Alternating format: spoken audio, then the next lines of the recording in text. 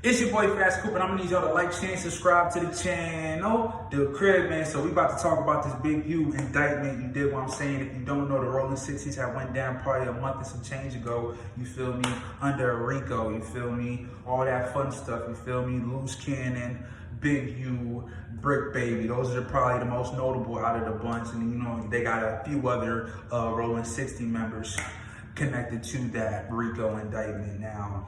It's been break news that Mr. Big U has no money for a lawyer. So federal lawyers, very expensive. We talking about 100 and up. Yeah, it's not easy to go against the feds, okay? And I'm gonna tell you guys why. The feds are the federal government, all right? You're not just going against the DA. You're not just going against the city. You're not just going against the state. You're going against the country. You're going against the continent. Do you like, well, technically half of the continent, but you guys get what I'm trying to say. You're going against the All-Stars. You're going against the Avengers, the elite, the Harlem Globetrotters, the Team USA. You're going the best team in N1. You get where I'm going. All right, cool. Anyway, now, he don't have the money for that. So in most cases, you would get a public defender. Now, the cool thing in the federal court system, when you have a public defender, they're part of a law firm more than often. And a law firm consists of everything that you would need. And so it's pretty much more than just the lawyer that you have. They have people who can help them. Yes, their work is a little more limited, but at least they have different opinions. They have more perspectives. And, you know, it's a collaboration at the end of the day. But Big U said, I'm not going to put my faith in these people. I'd rather put it in my hands. And you know what? I don't think that's bad. I don't think that's bad because in certain situations, your lawyer will sell you out, especially when they know you don't got no money. And it kind of just becomes a one-for-one situation where you give the DA a point, and then later on, the DA will give the lawyer a point. Like, work with me, Gus, man. Come on, Gus. I gave you the last two guys. Let me just get this guy. This one to get me vacation all the way to Hawaii. You feel what I'm trying to say? I got to take out Martha. She needs to. Yeah, those are the type of conversations that these motherfuckers have. They go out to lunch together. They go out to dinner together. They're not ops. They don't have beef. These guys went to school together. A lot of DAs, right, stopped being a DA and became a lawyer. A lot of lawyers stopped being a lawyer and became a DA. It's you learn law. So you learn it from both angles, you feel me? So if you go to school to be a lawyer, you can go to school to be a defense attorney. You feel what I'm saying? Like, you're learning the law, ultimately. In some cases, you can even be a judge. You feel me? Later on. So that's what I'm trying to say. Like, don't think they have a grudge against. They don't have a personal vendetta. You are in a situation where the DA is trying to put your ass under the jail so they can get some pay. And if you ain't got no chicken noodle soup for your lawyer, yeah, they might do a different type of exchange. Excuse me. Now, you know, the situation with Big U, they charged him with a body. They charging him with utilizing funds from a nonprofit. They charging him with extortion, interstate sex trafficking. You feel me? So he's getting hit with some charges. You feel me? He kind of got hit with some charges that Diddy got hit with. You feel me? Just not the extra freaky stuff. He didn't get caught with no baby oil and shit. They didn't catch him and shit. He turned himself in, so they ain't getting no shit at the crib or anything. Thank goodness. But yeah, man, you feel me? You know, Big U, man, you know, now we about to get into karma. You feel me? And I know Big Eugene has done time before. And it might not have been enough time. You feel what I'm saying?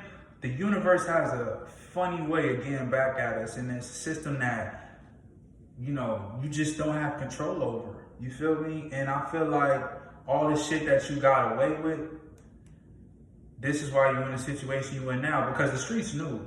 You feel me? So the streets was afraid of you. Facts. Niggas was afraid of Big U. And that knowledge of what Big U has done in his prior life is the reason he's dealing with the circumstances in his present life. So your past to catch up to you is pretty much what I'm saying. So, you know, nigga do some shit 10 years ago and then get whacked.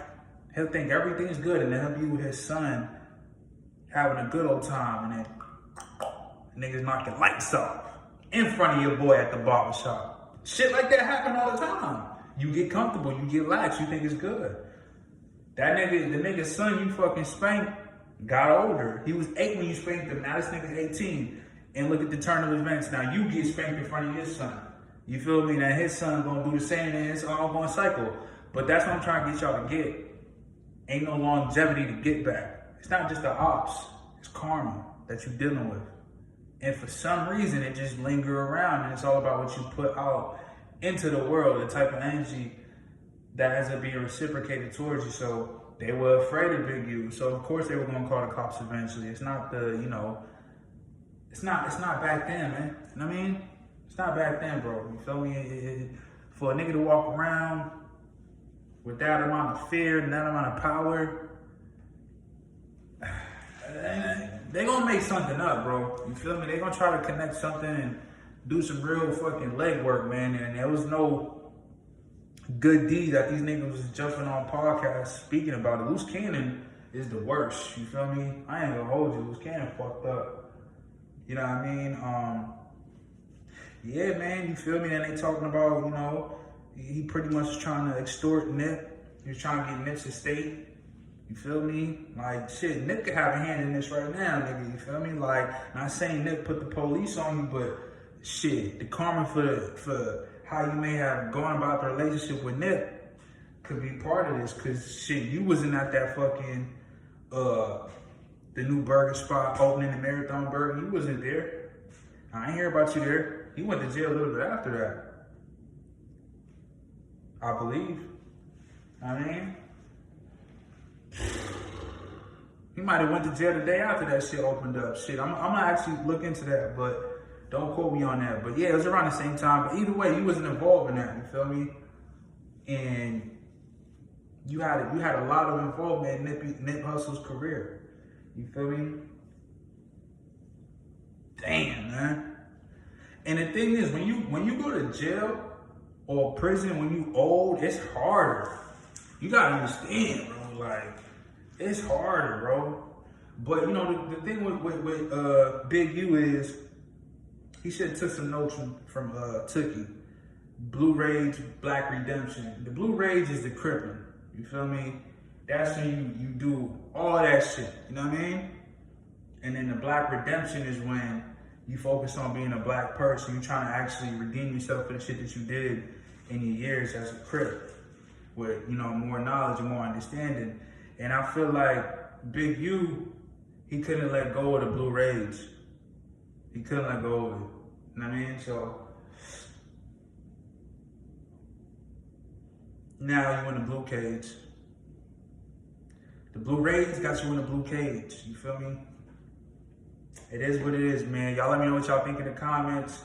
How y'all feel about Big U representing himself? Is it a good move? Should he just go the public defender route? Because obviously he don't got the paper, so, you know, he got to go a certain way about things, you feel me? So, yeah, man, y'all let me know, man. It's the boy Cool, man.